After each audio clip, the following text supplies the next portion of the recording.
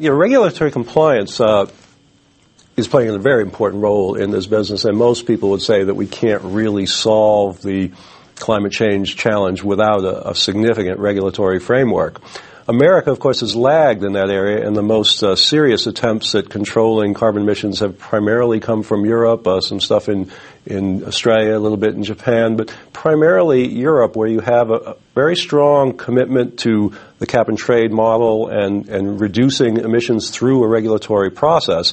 And when you go down that path, that starts to turn it away from, okay, how does a business save money by cutting energy and cutting carbon, to one of, how do we comply with the law? What do we need to do? What targets do we need to meet? And that makes it more serious. So I think most people, particularly now with the Obama administration coming in from an American point of view, are now saying that the regulatory piece is going to become more important, and that you can't say exactly when that'll come in, what those rules will be like, but I think most businesses now need to start to assume and prepare for that world, because it's looking very likely that something will happen over the next couple of years.